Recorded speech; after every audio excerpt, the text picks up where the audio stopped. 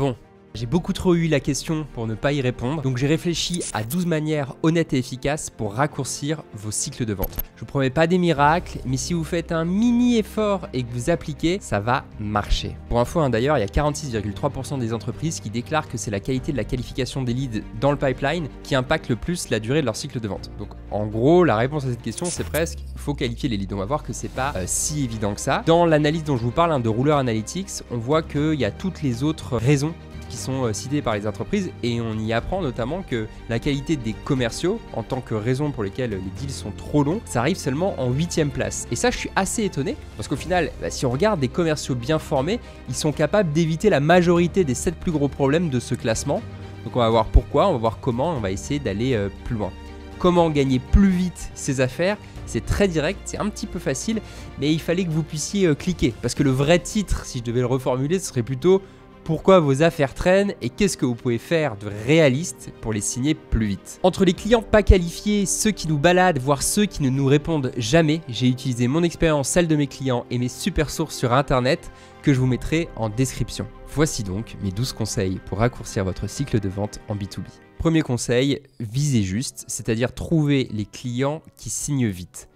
Gagner vite, ça se joue dès la prospection, avant même d'avoir obtenu un rendez-vous en fait. Ce que je veux dire, c'est qu'il y a des signes extérieurs qui présagent de vos chances de gagner l'affaire ou pas. Donc moi, ce que je cherche à faire pour raccourcir mon cycle de vente, c'est de déjà cibler les prospects qui, historiquement, achètent facilement. Pourquoi je m'embêterais? Donc je vais chercher ceux qui achètent facilement et ceux qui achètent rapidement. En tout cas, plus rapidement que les autres.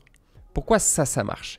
Parce que aller chercher en priorité ceux qu'on connaît le mieux, et donc qui sont aussi les plus faciles à convaincre, et ben en fait, ça va nous permettre d'augmenter nos chances de signer plus vite. Tout simplement, on sait que eux, on les connaît mieux, ils signent plus vite, ils adorent le produit, ça va mieux. Je vais simplement me concentrer sur ces gens-là pour faire rentrer dans le pipe en priorité ces profils. Alors vous allez me dire que c'est peut-être un peu bête, mais si vos meilleurs clients, c'est des directeurs marketing de sociétés industrielles de 500 à 2500 salariés, concentrez-vous sur ces cibles en priorité, ça se joue même avant. Si votre pool initial de prospects, il n'est pas propice à un cycle de vente court, vous ne pouvez pas espérer derrière que votre cycle de vente soit plus court que d'habitude. Vous voyez où je veux en venir? Donc là, la question c'est, ok Quentin, mais comment est-ce qu'on fait pour trouver ses clients? Chez MIM, on a une méthode très simple qui s'appelle l'analyse PES, point d'entrée, point de sortie. Étape 1, vous prenez vos 20 dernières affaires gagnées et pour chacune, vous allez regarder 1. Qui était la première personne, le premier poste du contact à qui vous avez parlé en premier. Donc je vais regarder si par exemple je parle d'abord à des responsables marketing et je vais faire la liste sur les deals que j'ai gagnés uniquement. Et puis de l'autre côté, je vais faire la liste des derniers points de contact que je vais avoir dans le deal, c'est-à-dire la personne qui a signé pour les mêmes deals. Et donc comme ça, je vais regarder par qui j'étais rentré et par qui j'étais sorti sur tous les deals que j'ai gagnés. Je répète, c'est hyper important sur les deals qu'on a gagnés. Ça paraît bête, mais je vous le dis parce que j'ai remarqué que mes clients ils confondaient deux choses qui sont très distinctes. D'un côté, c'est d'où me viennent mes leads de manière générale. Et de l'autre côté, c'est d'où me venaient mes leads que j'ai gagnés. Et en fait, vous vous rendez compte, c'est assez étonnant, que c'est pas toujours la même chose, c'est pas toujours la même tendance. Par exemple, il y a des boîtes qui génèrent énormément de leads par leur site internet, mais quand ils gagnent des affaires, c'est par le bouche à oreille. Donc, ils vont générer 150 leads sur internet et 10 par le bouche à oreille, mais dans l'année, sur 10 deals qui gagnent, il y en a 9 qui venaient du bouche à oreille. Vous voyez bien que ici, c'est hyper important de comprendre les profils de personnes et les canaux d'acquisition associés qui marche le mieux. Donc là, l'exemple que je donnais, c'était plus sur le canal d'acquisition associé, mais sur le profil de la personne. Si je dis, j'ai une majorité de directeurs marketing qui me contactent via le site internet, mais quand je gagne des deals, c'est des VP Revenue, par exemple. Là, je comprends bien que quand je fais mon site internet, quand je vais faire de l'outbound avec mes commerciaux, je vais plutôt avoir envie de d'aller chercher des VP Revenue, parce que c'est eux qui signent le plus souvent. Et donc, c'est comme ça, sur cette étape, que vous allez réussir à raccourcir votre cycle de vente en choisissant dès le départ les prospects qui ont plus de chances à la fois de signer mais aussi de signer vite. Ça va vous permettre de calibrer votre marketing en leur demandant certains leads à générer, votre outbound en leur demandant pareil, un bon ciblage et du coup ça va vous faire signer plus vite. Évidemment, au-delà de savoir à qui vous voulez parler, il faut aussi savoir à qui vous ne voulez plus parler. Autrement dit, ce n'est pas parce que quelqu'un vous demande à rentrer en discussion ou vous demande une démo qu'il faut forcément le faire. Vous ne le ferez que si vous avez des chances de gagner et ça c'est l'histoire de votre boîte, c'est l'historique, c'est la méthode PES qui va vous permettre de le déterminer. Réussir à faire ça, c'est la même chose que de choisir votre itinéraire pour aller d'un point A à un point B avant de prendre le volant. Vous voulez prendre le chemin le plus court et donc pour ça, il faut déterminer à l'avance quel sera l'itinéraire. C'est pas au dernier moment qu'on se pose la question. Conseil numéro 2, c'est être proactif. Être proactif, c'est faire les choses avant qu'on nous les demande. Et là, en l'occurrence, c'est répondre aux questions qui ne sont pas posées. Tout au long de la vente, vous aurez des ennemis un peu cachés à démasquer. Et la bonne nouvelle, c'est que je peux vous donner leur nom. Ces ennemis, c'est les questions, hein, je vous l'ai dit, que le prospect se pose dans sa tête sans forcément ni vous en parler, ni d'ailleurs le conscientiser. Et ces questions, elles sont importantes parce qu'elles vont l'aider à prendre sa décision. Et donc, plus il y a d'incertitude, plus la décision va être lente, voire carrément partir en no decision, et là, vous perdez l'affaire. Il y a une chose que vous devez garder en tête. Pendant la vente, le prospect vous regarde droit dans les yeux, et de manière consciente ou inconsciente, il se demande « Est-ce que ça marche ? Est-ce que ça va marcher pour moi en particulier ? Quel résultat je peux en attendre ? Quel ordre d'idée de ROI ça va provoquer chez nous ? Est-ce que c'est un achat rationnel ? À quoi puis-je comparer cet achat que j'ai déjà fait pour me rassurer ? Est-ce que la société qui est en face de moi, elle est sérieuse ? Est-ce qu'il est crédible ce commercial ? Toutes ces questions, le prospect se les pose, mais il ne va pas forcément vous les poser et donc vous devez y répondre avant que ce soit fait pour dissiper l'indécision, pour l'aider à cheminer. J'ai une petite aparté ici. Parfois, j'ai des commerciaux qui me disent « Écoute Quentin, je ne sais pas comment estimer, parler du ROI de ma solution. Je sais que ça a un impact, mais je ne sais pas le chiffrer, ce ROI, c'est hyper compliqué. » Si vous n'arrivez pas à faire ça et que vous voulez quand même répondre à cette question inconsciente de quel est le ROI de la solution auprès de ses prospects, quand ces questions qui vous poseront jamais, mais auxquelles il faut quand même répondre, ce que vous pouvez faire, c'est envoyer un mail à vos meilleurs clients, prenez peut-être vos 20 meilleurs clients et vous allez tous leur poser la même question, vous allez leur demander « À votre avis, quel est le ROI, quel est l'impact de notre solution chez vous ?» Et vous allez leur faire plusieurs propositions. Entre 0 et 10, je ne sais pas, heures par semaine, euros, peu importe. Entre 10 et 50, entre 50 et 100. Vous créez en fait des ordres de grandeur et vous laissez les gens voter. Et vous serez probablement assez étonné sur le fait qu'il va y avoir une direction qui va se construire, il va y avoir un consensus qui va se créer autour d'un encadrement. Et cet encadrement, il est peut-être suffisant à guider le prospect et à le convaincre. Parce que non seulement vous allez lui donner un ROI, mais en plus vous allez donner un ROI qui vient du terrain et qui vient de la bouche de vos clients. Et ça, c'est une histoire à raconter qui aura beaucoup plus de poids que de dire « alors on a calculé que notre ROI moyen était de 22,4 ». Non, là vous allez dire « on a posé la question à nos 20 meilleurs clients et en moyenne, ils pensent que leur ROI est situé entre 17 et 30 par exemple ». Et là, tout à coup, non seulement vous créez votre propre argument pour croire en ce que vous faites et vous rendre compte de cet impact qui vient de la bouche de vos clients. Et donc ça va avoir un impact super positif sur la manière dont vous diffusez ce message. Mais en plus, de la même manière pour vos prospects, ça aura plus de poids que ce soit leur pairs, leurs semblables qui donnent ce chiffre plutôt que vous. Donc en faisant ça, vous vous armez d'un super argument pour parler de votre solution et répondre à cette question qui n'est pas posée. Alors ok, c'est pas précis, mais tant que c'est transparent, c'est valable et surtout, c'est toujours mieux que rien si jamais vous n'avez rien et que vous ne savez pas parler de votre ROI aujourd'hui. Donc voilà, astuce très concrète à réaliser si jamais vous avez le problème. Donc autrement dit, sur la proactivité, il faut s'assurer que nos arguments y résonnent, c'est-à-dire qu'ils répondent aux besoins, qui se distinguent, qui expliquent pourquoi nous c'est différent de ce qu'il a l'habitude de voir. Et puis il faut aussi apporter des preuves, démontrer qu'on peut le faire, on est en capacité, on va avoir les résultats qu'on promet. Donc chacune des questions que le prospect se pose, je vous les mets sur le côté, je vous les donne. Vous pouvez les screenshotter ou les mettre ailleurs, le donner à ChatGPT pour faire une fiche mémo, peu importe, mais gardez-les en tête et répondez-y systématiquement pendant vos rendez-vous de vente. Je répète, c'est important, les questions qui sont affichées là, ces questions-là, vous devez y répondre sans même que le prospect vous les ait posées. C'est pas exhaustif, mais si déjà vous faites celle-ci, ce sera une liste intéressante. Alors pourquoi ça marche ? Eh bien parce qu'on ne peut pas traiter les questions qui ne sont pas posées, sauf si on les anticipe, d'où la proactivité. Conseil numéro 3, huiler le processus. Huiler le processus, ça veut dire diminuer la friction dans tout le temps. Vous rencontrer, discuter avec vous, vous contacter, remplir un formulaire, faire une demande, accéder à un document, comparer, calculer, tout ce qui vient de vous doit être facile. Alors pourquoi ça marche ? Parce que les prospects, dans la majorité des cas, je n'ai pas les statistiques, mais ils sont un peu flemmards. Et ils vont se mettre à repousser plusieurs fois des tâches qu'ils n'ont pas envie de faire ou qu'ils trouvent chronophages. Donc, si vous leur demandez de remplir un formulaire, vous le savez très bien, le taux de personnes qui ne vont pas aller jusqu'au bout, il explose si le formulaire, il y a 20 questions à l'intérieur. Donc, vous allez réduire au nombre de questions maximum. Et ça, ces stats, elles se suivent. Aujourd'hui, n'importe quel outil comme Typeform, par exemple, va vous permettre d'avoir accès à ces statistiques. Si vous lui demandez d'imprimer un devis, de le signer à la main et de vous le renvoyer, la tâche, elle va prendre du temps, voire parfois, ça peut vous faire perdre l'affaire. Vraie histoire, il y a plein d'exemples comme ça.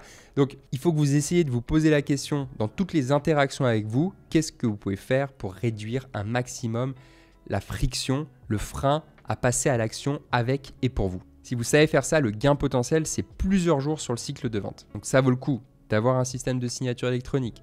Ça vaut le coup d'avoir un accès direct sans login à vos propositions commerciales. Ça vaut le coup de pré-remplir les informations sur la société plutôt que lui, il a cherché son sirène, etc. Toutes ces choses que vous pouvez faire pour fluidifier l'expérience, s'il vous plaît, faites-le. Bon, je vous donne un exemple hyper concret.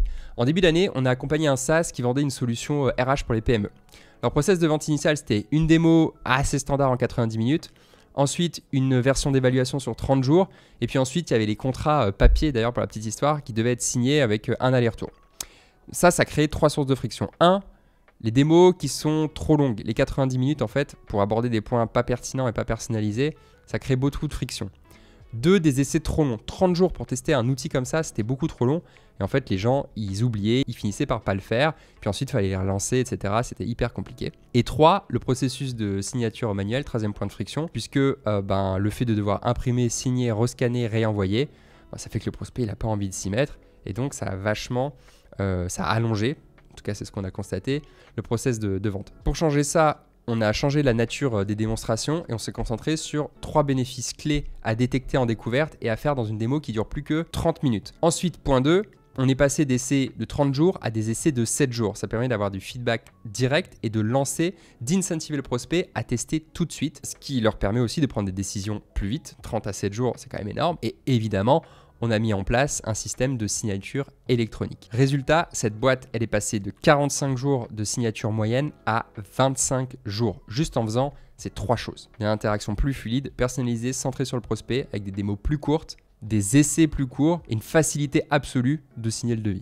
Mon 4e conseil, il va aller assez vite, c'est de déterminer si le client il veut vraiment acheter. Tout ce que je vous dis depuis le début et ce que je vais vous dire ensuite, il faut bien comprendre que si la personne elle n'est pas dans un vrai projet d'achat, toutes les tentatives de mettre des deadlines, de lui mettre la pression, etc., ça va lui glisser dessus, voire pire, vous pourriez lui donner l'impression d'essayer de lui forcer la main. Et ça va le faire fuir. Donc on n'a absolument pas envie de faire ça. Et vous comprenez bien que ça n'a aucun sens de lui demander quand est-ce que vous aimeriez installer le logiciel chez vous, si jamais il vous a jamais dit qu'il voulait installer un logiciel. Donc on veut identifier si le prospect est dans une vraie démarche d'achat. Et là, vous allez me dire, mais comment est-ce qu'on fait, Quentin? Eh bien, c'est hyper simple, on lui demande. Sauf que c'est pas évident, on n'a pas toujours la phrase pour demander au prospect s'il a envie d'avancer. Le fameux closing. Vous savez que j'aime même pas trop ce mot. Donc, je vous donne une phrase qui peut fonctionner. Vous allez dire, monsieur le prospect, est-ce que vous voyez suffisamment de valeur dans la discussion qu'on a eue aujourd'hui pour continuer d'échanger ensemble sur ce projet ABC chez vous? S'il dit oui, vous êtes tout à coup hyper légitime pour prendre le prospect et son projet par la main et l'emmener dans la suite du processus. Et puis s'il dit non, il faut essayer de creuser, de comprendre où est-ce qu'il en est dans son évaluation, sa maturité, et peut-être se dire qu'en fait il n'est pas prêt à acheter et que ça sert à rien de mettre la pression à quelqu'un qui n'est pas prêt à acheter. Ça va juste le faire fuir et il va aller voir vos concurrents. C'est tout ce qui peut vous arriver. Le conseil numéro 5, c'est de lire dans son agenda, de découvrir son véritable timing.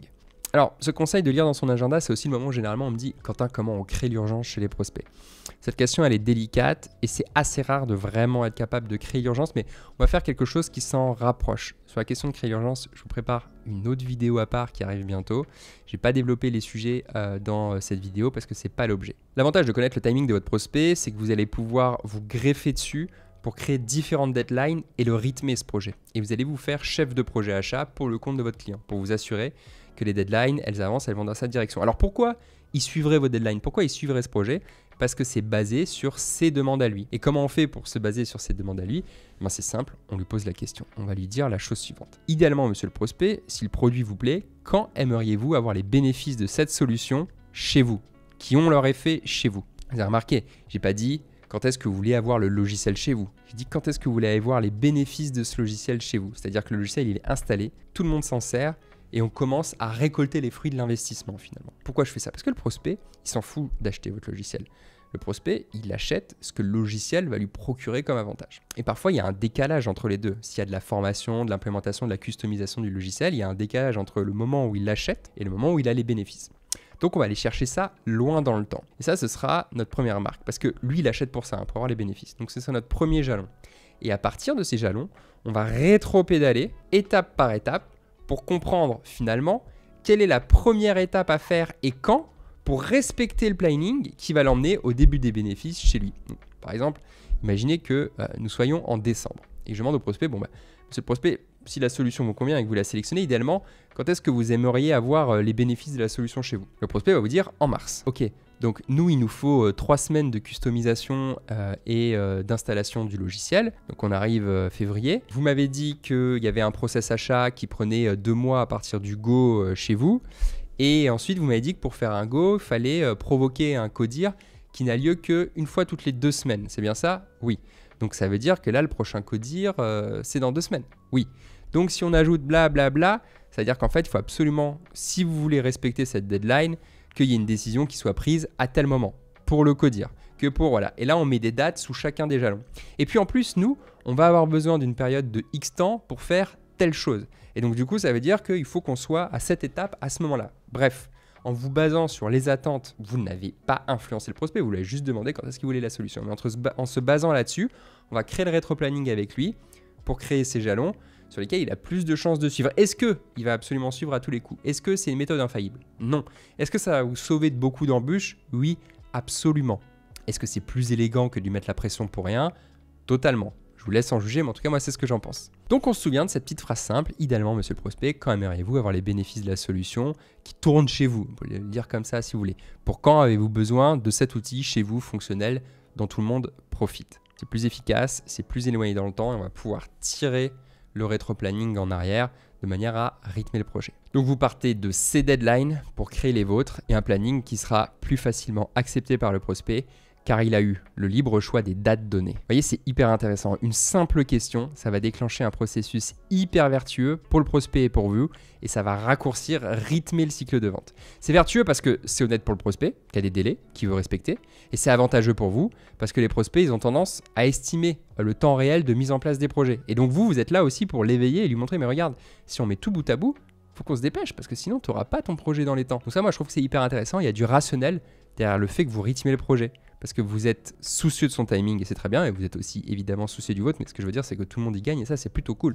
Conseil numéro 6, faire jouer le temps pour soi. Faire jouer le temps pour soi, ça veut dire que dès que vous faites quelque chose pour le prospect, vous limitez cette chose dans le temps. Si vous envoyez une proposition commerciale, mettez systématiquement des dates de fin et expliquez à votre prospect que vous ne pourrez peut-être pas garantir les prix que vous avez proposés après cette date. Je sais, c'est le b.a.-ba, je sais que vous le savez, mais moi je vois encore, et je me demande pourquoi, beaucoup d'organisations qui mettent pas de date de fin sur leur devis ou qui mettent à la fin de l'année alors qu'on est en février 2025, par exemple.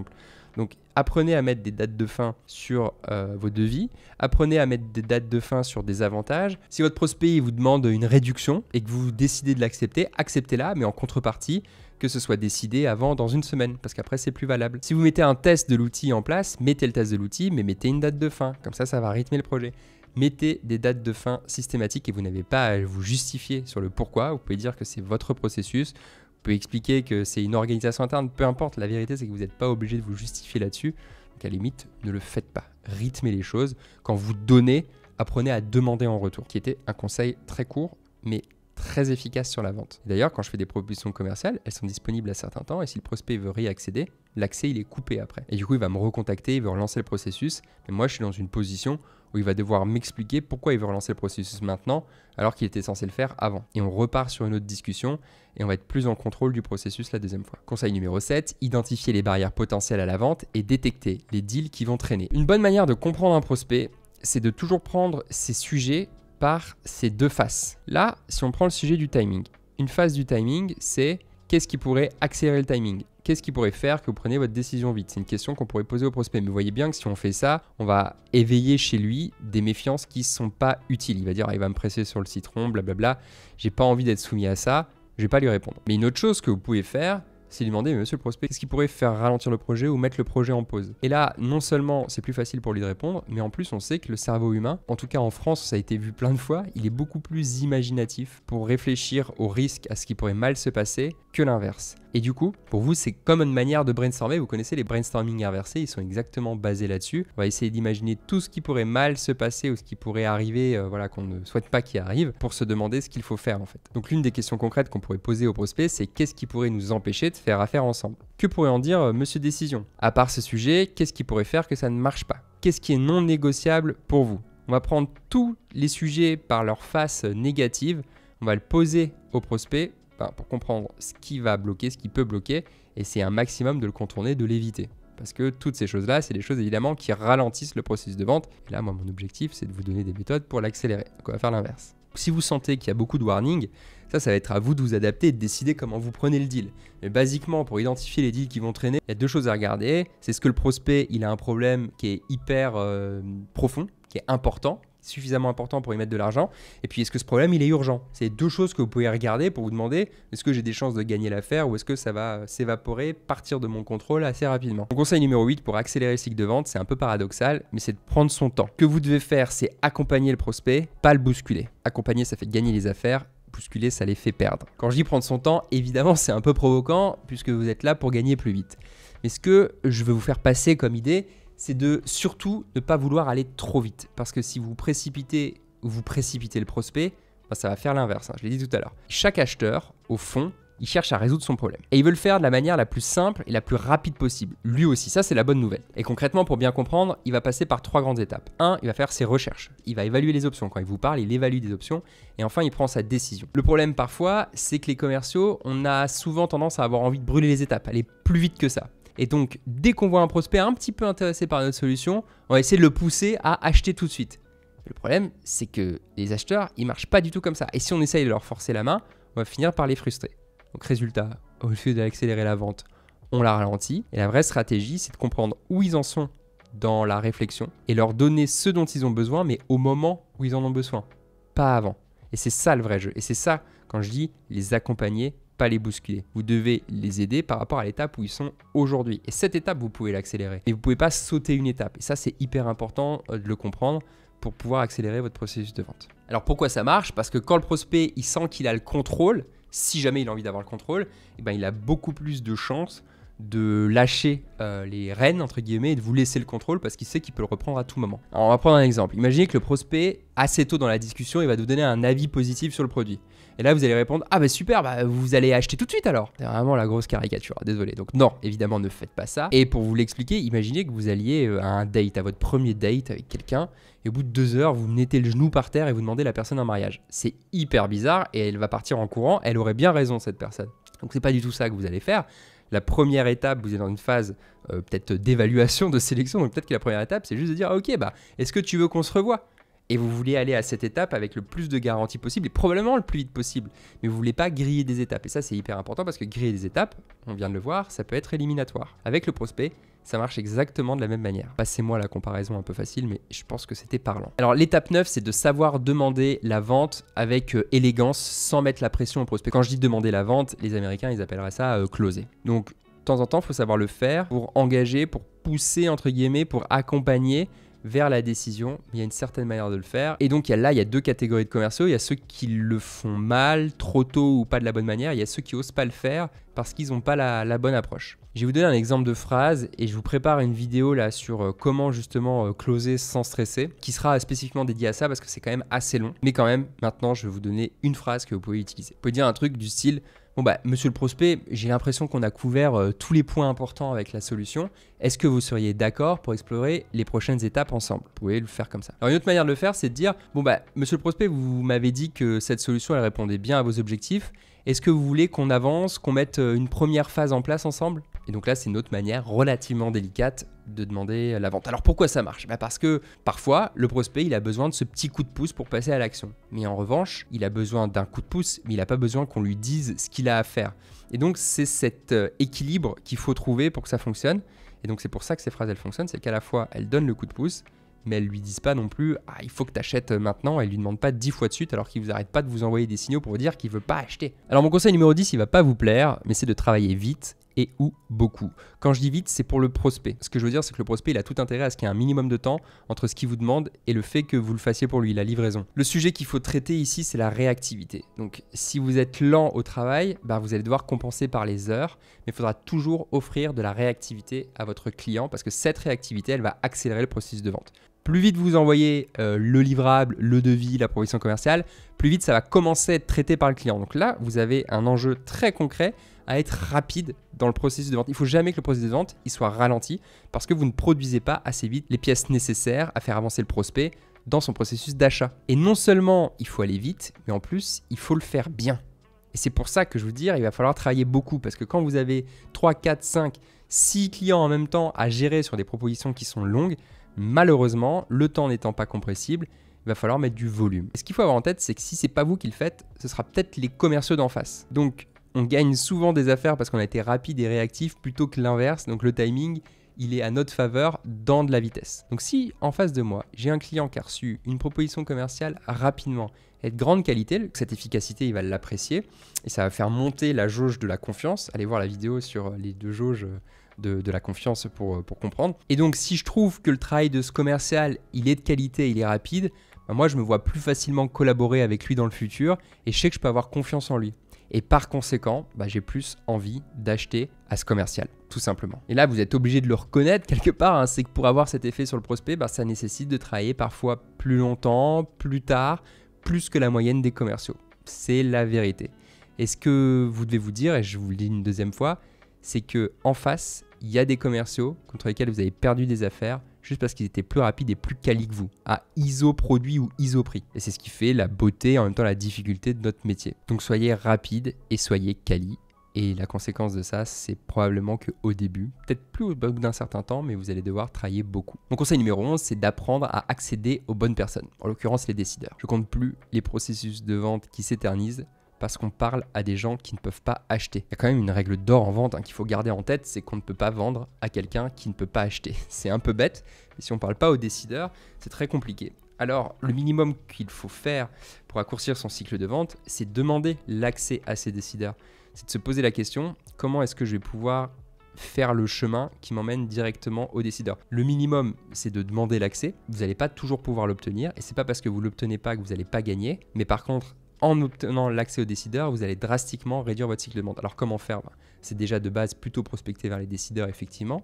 C'est ensuite demander à la voix directement dans le rendez-vous, par email si vous n'avez pas réussi à le placer et vous ne savez pas vraiment comment le faire. D'ailleurs, la petite phrase, à part vous, monsieur le prospect, qui participe à la décision, c'est toujours sympa pour réussir à obtenir le nom du décideur. Mais gardez quand même bien en tête que le décideur, il peut dire oui quand tout le monde dit non. Il peut dire non quand tout le monde dit oui. Il peut débloquer des budgets qui n'existent même pas. Et donc pour conclure, il peut décider seul. Donc si lui, il est convaincu, il peut mobiliser les ressources et les bonnes autorisations pour aller de l'avant avec vous.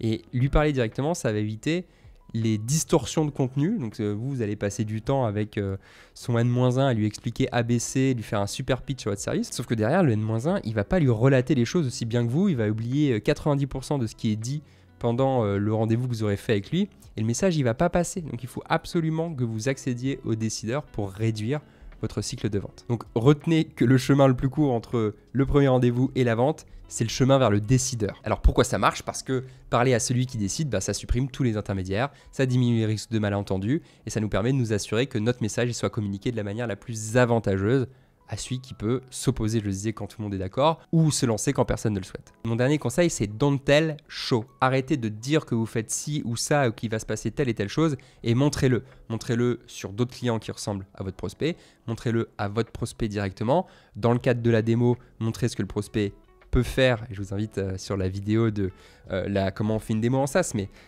ce qu'il va falloir retenir de ça, c'est on veut, avec le prospect, lui montrer ce qu'il peut faire avec l'outil, et non pas lui montrer ce que l'outil peut faire. C'est hyper important. Donc faites pas de promesses, vous allez plutôt préférer raconter les histoires de clients, montrer des études de cas, démontrer donc comment d'autres entreprises similaires, pas que à travers les études de cas, elles ont eu des résultats que lui cherche aussi à obtenir. Il faut montrer, ça va réduire drastiquement la notion de risque chez le prospect, et ça va répondre à ces questions. Est-ce que ça peut s'appliquer à moi ? Et ça fait baisser l'indécision, et baisser l'indécision, ça fait accélérer le processus de vente. Donc posez-vous la question de ce que vous pouvez montrer de factuel pour prouver au prospect que s'il fait le choix de travailler avec vous, ça va fonctionner pour lui, il faut qu'il en soit convaincu. Et c'est pas en racontant, c'est pas en disant ça va marcher monsieur le prospect, je vous assure que ça va fonctionner. Pour vendre vite, il faut que tout soit évident et aligné pour le prospect. Le lien entre le problème et la solution, le fait que ce soit applicable à son cas précis, la confiance en le commercial, en le produit, en l'entreprise, l'impact potentiel sur l'organisation, la question de comment est-ce que ça va se passer la phase d'adoption, quel est le changement pour moi, combien de temps ça va me demander de m'y habituer. Toutes ces choses, il faut qu'elles soient alignées, claires pour que la décision elle se prenne le plus vite possible. Vendre plus vite, c'est pas juste une question de mettre la pression ou d'aller à 100 à l'heure avec son prospect. C'est surtout une question d'organisation et de méthode. L'idée, c'est de créer un environnement où votre prospect, il avance naturellement avec vous parce que tout est fluide, tout est logique, il n'y a pas de friction.